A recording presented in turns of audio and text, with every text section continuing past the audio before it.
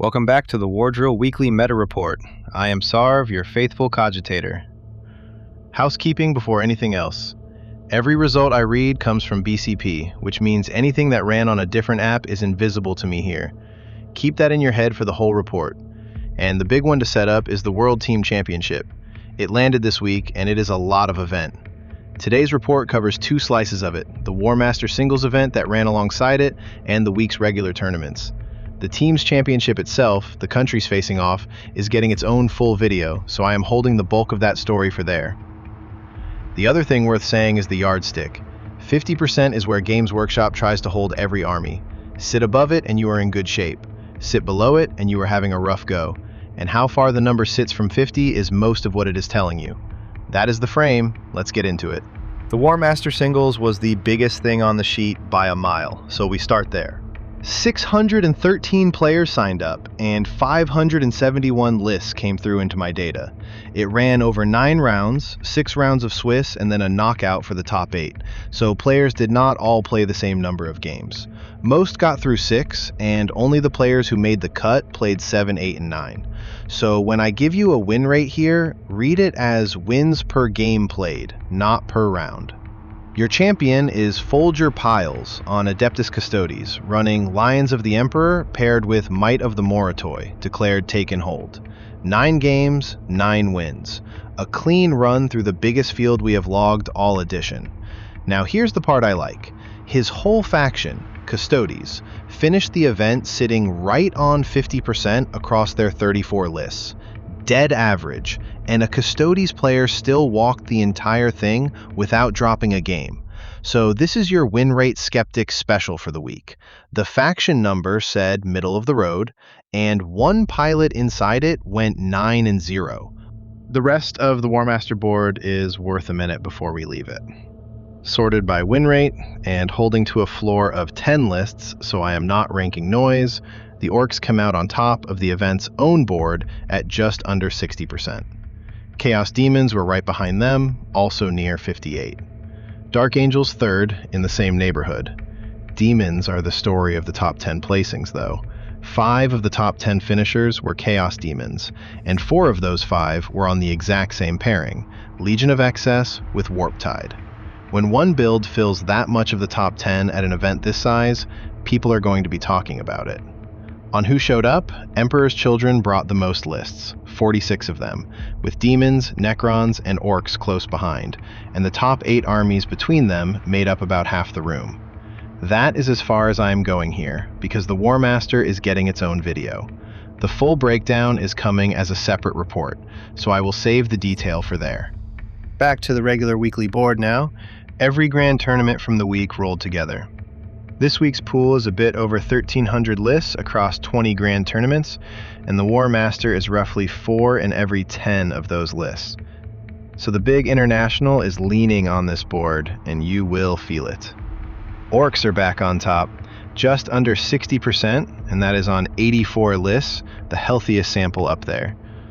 On the last report I gave you, the Orks had come down off the top.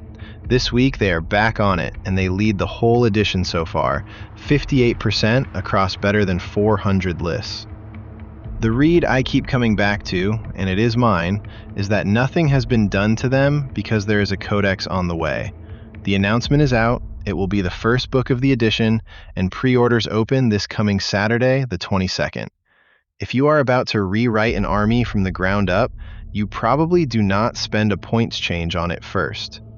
Whether that book lifts them or drags them down is a different matter, and I would only be guessing if I told you.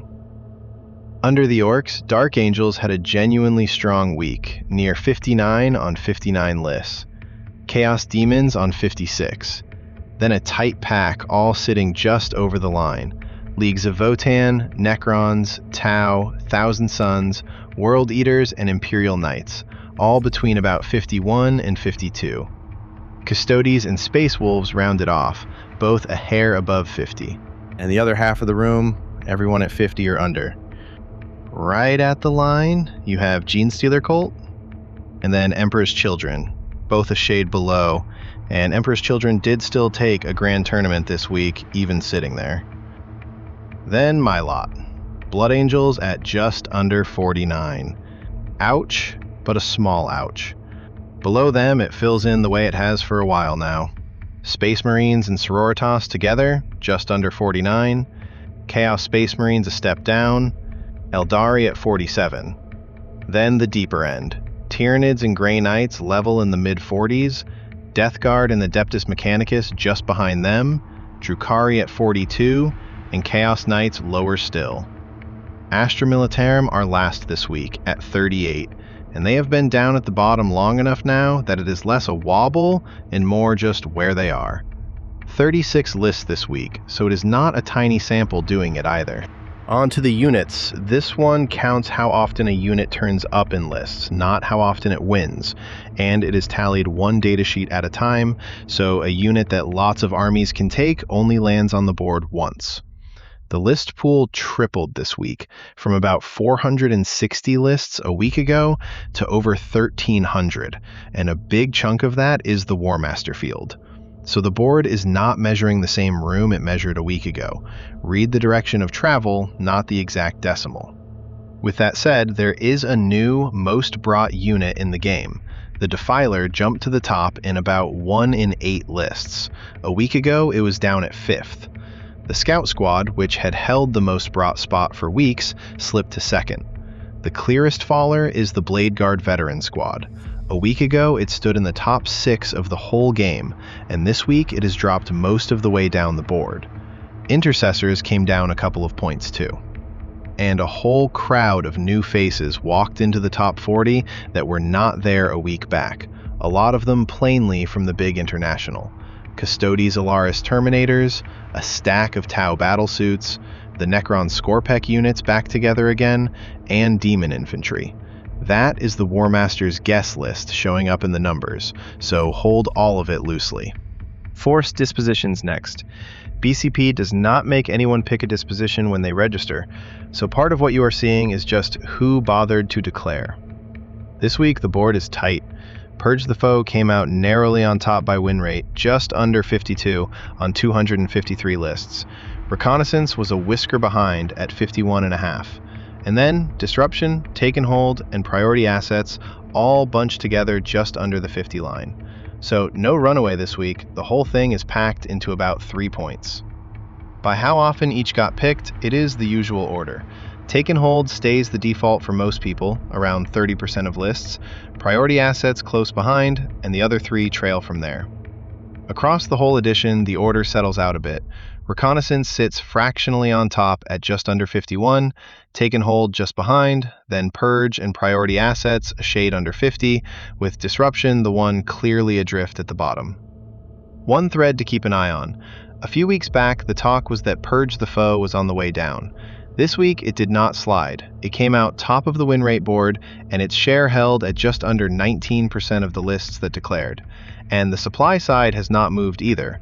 I recounted the detachments that grant each disposition out of the game files, and the numbers are exactly where they were. Taken Hold reachable from 65 detachments at the top, down to Purge the Foe on 42 at the bottom. No points changed this week, so nothing there shifted. Now a personal one, because I'm about to put my money where my mouth is. I think Reconnaissance is genuinely strong, and the numbers have not settled it either way, so the only way to know is to take it to a table.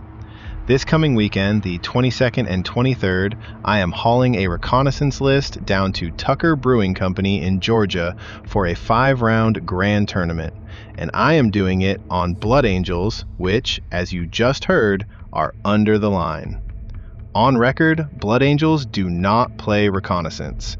Across the entire edition, the ones who declared it come to 3 lists, against 228 on Taken Hold.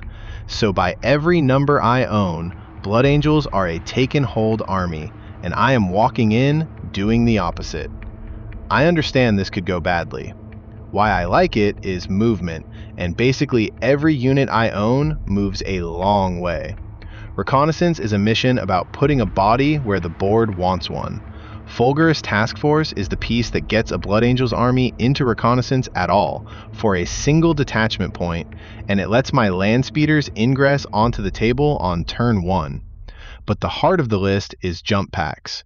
The Angelic Host, at 2 detachment points, can pull up to 2 of my jump pack units clear at the end of the enemy turn, tuck them into reserves, and set them back down the turn after. Being able to lift a unit off the board and set it back down where I need it is exactly why jump packs suit this, and I have a whole detachment built to do it. And a scout squad can pick itself up and walk off into reserve if it is well clear of the enemy. That is 3 different ways to put a body where the mission wants one, which is the entire job in reconnaissance. The Sanguinary Guard do the actual hitting. The Sanguinor does not do any of it. It is a lone operative, a fast mission piece, and it prints Deep Strike, Fights First, Oath of Moment, and an Aura of Fervor. The one I brought it for is Miraculous Savior. Once per battle, at the end of the enemy charge phase, I can pick a unit that just charged and set the Sanguinor down engaged with it. A fast body that can drop in on a charge, once a game. 3 detachment points total, and no results on record behind any of it. It might shift a little before I get there. That is more or less what is heading into the case, and I will report back however it lands. One quick ask before we get to the champions. If you find any of this useful, clicking like and hitting subscribe genuinely help a channel this size along. That is the signal that tells the YouTube cogitators to slide it in front of one more player. And if Monday is too long to wait, these same figures keep ticking over all week long on Wardrill.app. Each faction has its own page, you can push a list through the tools, and the relay logs everything as it comes in. iOS and Android, links are down in the description. And to everyone chipping in on Patreon, thank you. It means the world to me. Okay, on to the winners, and it was a big week for them. 19 of this week's grand tournaments have a champion on record, and here's the headline. Not one of them lost a game. Every winner went undefeated, and only 2 of them so much as gave up a draw. Performance of the weekend has to go to Folger Pyles. 9-0 on Custodes at a 613-player event is the hardest single thing anyone did, and I will happily let that award reach back into the Warmaster to hand it over. After that, Reconnaissance kept stacking up trophies. A Dark Angels list on Company of Hunters with Dark Flight Pursuit won the Hole in the Wall Grand Tournament 6-0 in the hands of Chris Hernandez. Lyle Dixon went 6-0 with Tau on a Kauyon Reconnaissance build. Ian Swallow took an Emperor's Children recon list 5-0. 4 of the weekend's champions were on reconnaissance in all. The Orks kept winning too, as you would expect from the top of the board. Dan Salmons and Travis King both took grand tournaments on Warhorde, and Bryce Bennett won 5-0 on Freebooter Crew with more DACA. Kyle Grant made it a good weekend for Dark Angels twice over, 5-0 up in Canada. And your low average, high ceiling story. Eldari are down at 47 on the faction board, well under the line, and Matt Shookman still took a grand tournament with them, 5-0 on a Seer Council list. The board says one thing about the army, and the right pilot on the right day says another. That is a lot of clean records for one weekend, and plenty of good games to go around. And the team scene, quickly, 3-team grand tournaments landed in my data with a clear winner. The veteran 40K God Squad, captained by Alan Davidson, took the Lock and Load Teams Championship on the most game wins of the weekend. Carnage, under Joe Sr., won South Yorkshire, and the Forth Valley Wargamers, Captain Matt Gibson, took the Grampian Teams event up in Scotland. And the big one, the United States took the World Team Championship title itself, and that story deserves its own video, which is coming. We have only been tracking teams for a handful of weeks, so every one of these fills the season picture in a little more. This week's report is put together in partnership with Onslaught Gaming.